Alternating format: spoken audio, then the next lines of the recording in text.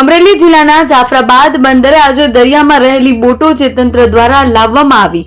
જાફરાબાદ બંદરની તમામ બોટો 700 બોટો આવી પહોંચી છે। તેમાંથી ફક્ત 2 જાફરાબાદ ખારવા સમાજની અને શિયાળ બેટની 2 બોટોના એન્જિન બંધ પડેલા છે।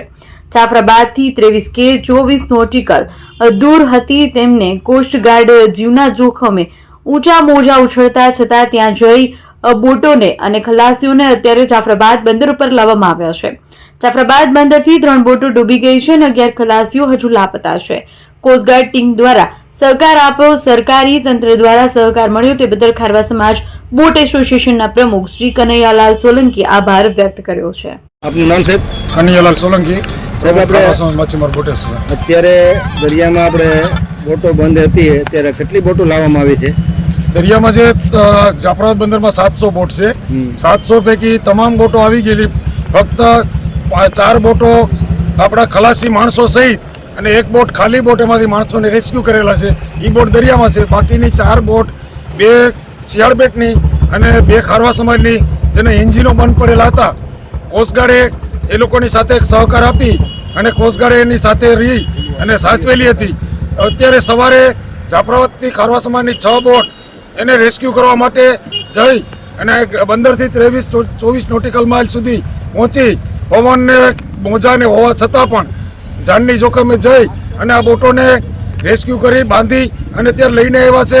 અને બંને બોટોની અંદર 8 ખલાસી છે।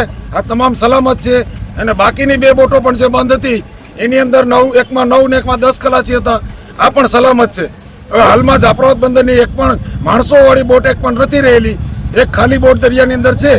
ફક્ત અમને નુકસાન એ છે કે જે 3 બોટો દરિયાની અંદર ડૂબી ગઈ છે એમાં 11 માણસો અત્યારે લાપતા છે। એનો કોઈ પત્તો મળેલો નથી। ભગવાન કરે અને આ માણસો પણ અમને જીવંત મળી જાય એવી અમારી કોશિશ છે। હાલમાં પણ કોસ્ટગાર્ડ ત્યાં તપાસ કરી રહી છે। તો કોસ્ટગાર્ડે આ વખતે સહકાર આપ્યો, તંત્રે સહકાર આપ્યો, મરીન પોલીસ સ્ટેશને, કોસ્ટગાર્ડે અને કલેક્ટર સાહેબ, એસપી સાહેબ, ડેપ્યુટી કલેક્ટર સાહેબ, અમારા ફિશરીઝ કમિશનર સાહેબ તમામે અમને સતત સંપર્કમાં રહી રાત દિવસ સુધીમાં અને આમાં સહકાર આપ્યો છે। તો આ તકે માછીમાર સમાજ વતી હું એમનો પણ આભાર માનું છું કે આવા સમયે એમને ઉપયોગી થયા ને અમારા ભાઈઓ સારી રીતે સારી પેટે ઘર સુધી પહોંચી ગયા છે।